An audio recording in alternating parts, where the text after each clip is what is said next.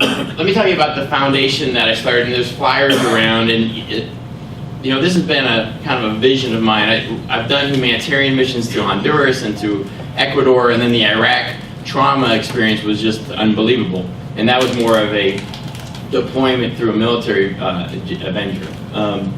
And so, I see lots of things, people go into the SMILE programs and going overseas and doing all these things for kids that are, or adults that don't have a healthcare system. Well, there's plenty of kids, or young adults, or adults that are walking around that we see that have a deformity on their face, and it's not taken care of. Financially, it's an issue.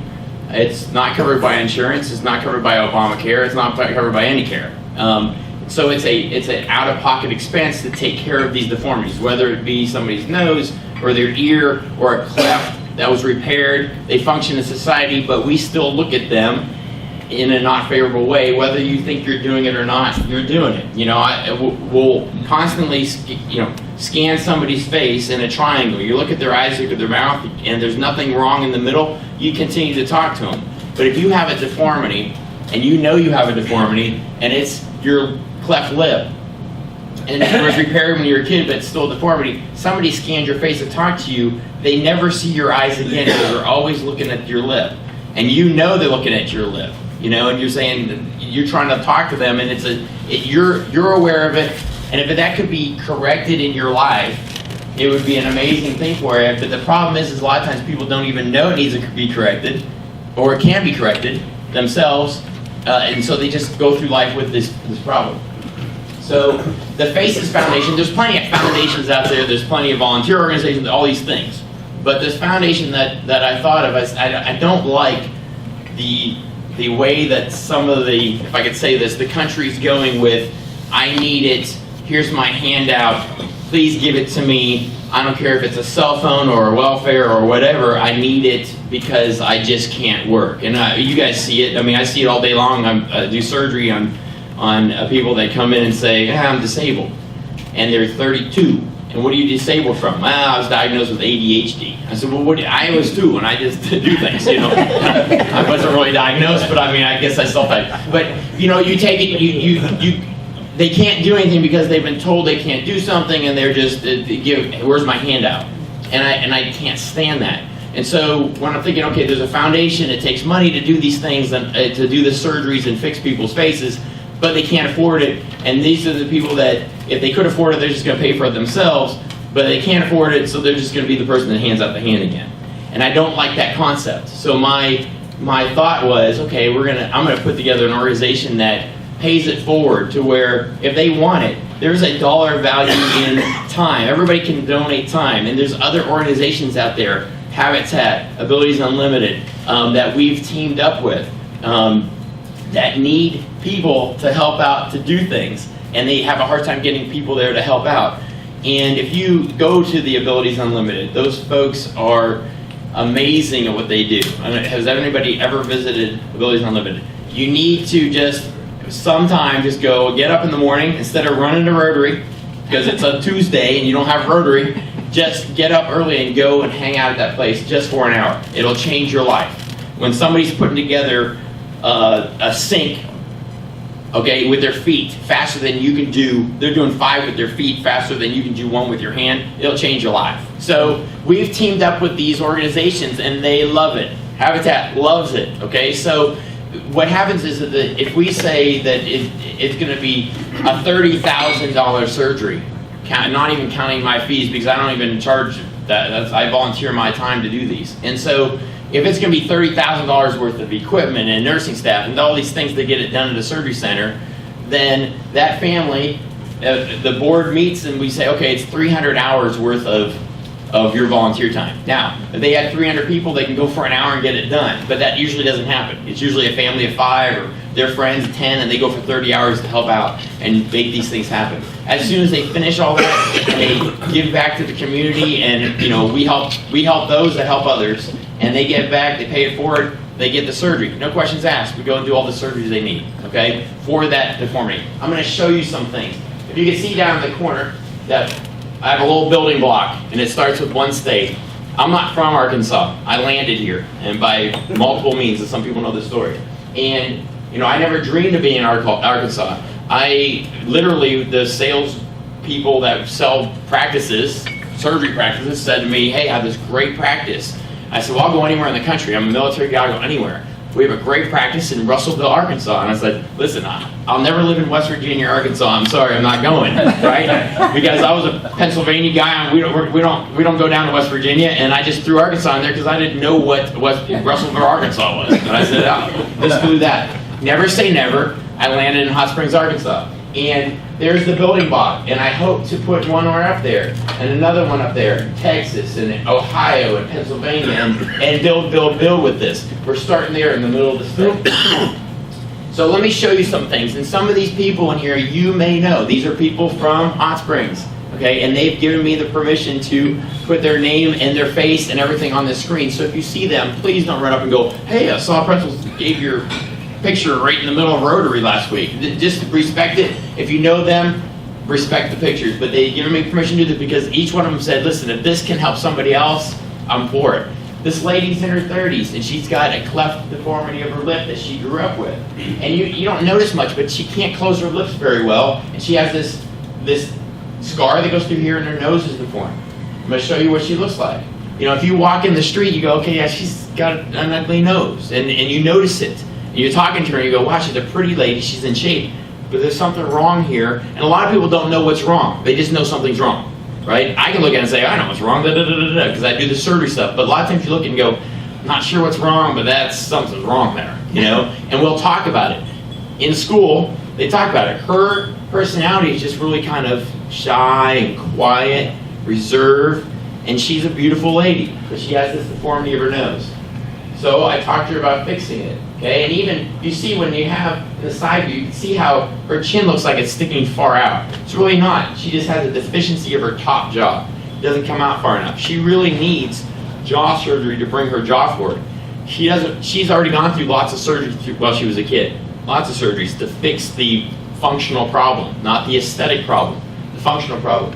And maybe a little bit of aesthetic, but more functional. She really is kind of hesitant on surgery, but she wants to do something. She doesn't even know what she wants to do. She wants it fixed.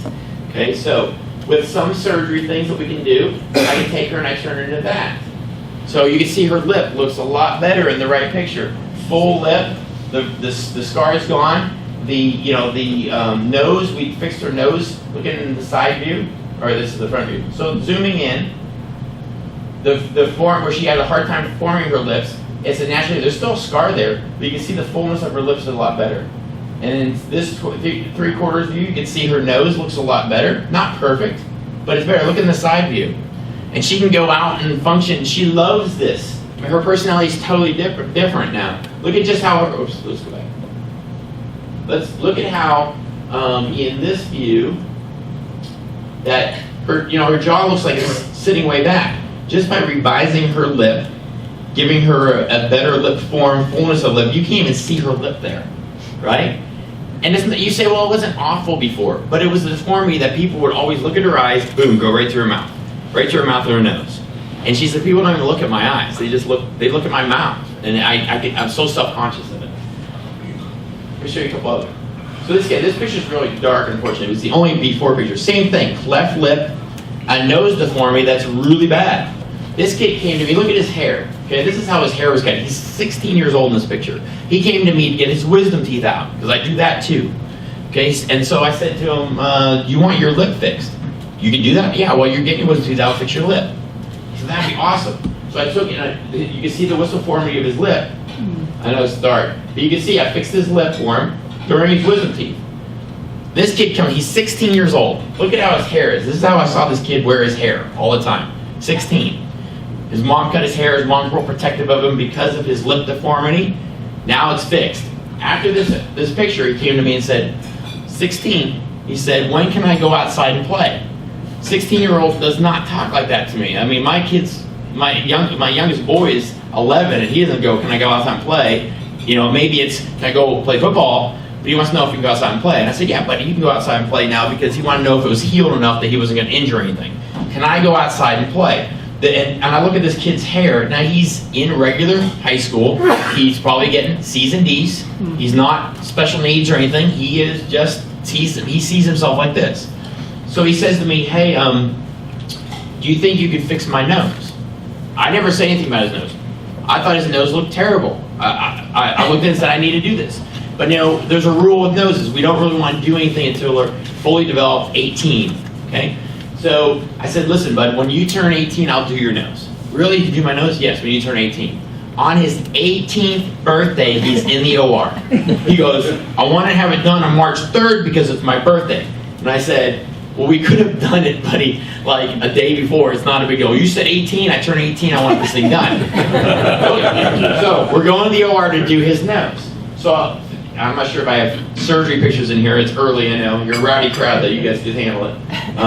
But sometimes I have a little surgery picture. Yeah, so this is not dangerously bad. But so I'm in the OR doing his nose, and literally there was so much skin left over, I pulled it over after I reconstructed the underneath part, that I pulled it over and the skin was covering over his nostrils onto his lip. I mean, that, and there's rules with noses, okay? Any surgeons in the room?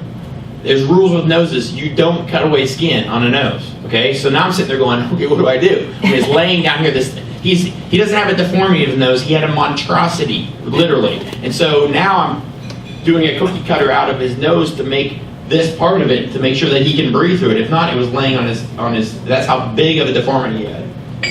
This is on the operating table, this is before and after. Oh, wow. Okay? Note the haircut. Okay, this is post-op, like 3 weeks. Okay? I mean, I get goosebumps thinking about it. I saw this kid for 2 years like this. He went to the OR like this. He came back like this. And I didn't tell him to look at the camera different.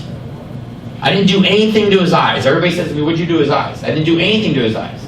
I said, hey, buddy, stand against the wall, I'm gonna take your picture. I never said look at the camera different, never said anything. What did he ask me at this appointment? 2 or 3 weeks out from surgery. Can I start lifting weights? He didn't say, can I go outside and play? He didn't say, hey, thanks for the surgery. Can I go start lifting weights? When can I start lifting weights? Okay, I didn't do anything. I didn't tell this kid to look at the wall different. This is the same 3/4 view, same kid. You tell me, you would tell me it's not the same kid, right? That is not, maybe that's his brother, kind of look familiar, family member. But no, this is a different kid. I didn't tell him to look at the wall different. Look at how he's looking at that wall. He sees himself different. Same wall. He's looking at the same wall. I didn't tell him to look at it different. I'm not even showing you guys, look at his nose, look at how great it is. Okay? It's still swollen and it still looks great. This is 3 weeks later. And his focus in life is different. And if we could have changed his kid before he got senior year, but different, but we got him at least at senior year. So this is the kind of stuff. This guy, active duty military guy, okay? Everybody wants to know, how did you get into the military with Down syndrome? He doesn't have Down syndrome. He says, but I've always heard that. Chris, why the long face? Chris, you're the Herman monster. He said, these are the things I've heard, and this is high school, and now I'm in the military, and people want to know how I got in the military with Down syndrome. And he says, can you fix this? So you look at him and you go, wow, this guy, if you look at his x-ray, he has a big jaw, but it looks like he has no jaw. This guy almost died on the operating table when the ENT doc tried to take his tonsils off to help his snoring. This guy snores because he has no airway because his jaw's so far back. So we need to move this guy's jaws around. Top jaw up and forward, back, bottom jaw out, and bring his chin out. Need to cut all the bones and move this forward. Okay? If you look at this, anybody looks at this picture that is in the medical field, you go, wow, that guy's got a big jaw. You look at his picture, he doesn't look like he has a big jaw at all. But we can use that big jaw to do things like this. Okay? The biggest thing he said to me was, I didn't realize you shaved this way. I was shaved down like this. So look at how he's looking at the wall. I mean, he looks totally different at the wall. I asked his wife, what do you think of the results? And she said to me, I don't see much difference. I mean, apparently she always looked in his eyes or something. I'm like, you can't see anything in the difference of the profile? She goes, no. I told him, I said, you know, you're gonna go through life totally different now. And he said, you know something that's funny? He said, I show up to reunions and I look like my brothers. He goes, I don't know how I ended up with this. So maybe you got dropped when you were a kid. I have no idea. So this kid's from Hot Springs. We just recently did his surgery. He needed his top jaw brought forward, his bottom jaw brought back, and brought before and afters. Before, after. I see this kid at church every Sunday, and he is one of the altar servers at the church, and everybody wanted to know who the new Asian kid was after he got done with the surgery. He's like, it's me. I've been serving since I was 13. This girl came to see me, and she's one of my most favorite people. She's just started college. When I started seeing her, she was in finishing 10th grade. We had to do braces to get her teeth aligned before we did surgery. But everybody in this room can tell me what her problem is, right? She needs her top jaw brought forward, her bottom jaw brought back, her bite is like this. I think we have a smiling picture of her. It's just all out of sorts with each other. The top jaw, bottom jaw, teeth, everything's out of sorts. She's missing teeth, congenitally missing some teeth that she was never born with. She needs something done. So when I talked to her the first time, I have a video and I thought it was loading here, and it may have not crossed over with it because we put it on this computer. She sat there, and the video of her is just so strong because she talks about, this is before the surgery, how she wants the surgery. She looked at the floor the whole time. She's like, I don't know if I want it. I know I want this done. I get picked on at school. I had my photos done 2 weeks ago for the yearbook, and the photographer told me not to smile at all, just look at the camera because my mouth looks funny. And so she goes, I just kind of go through life with this.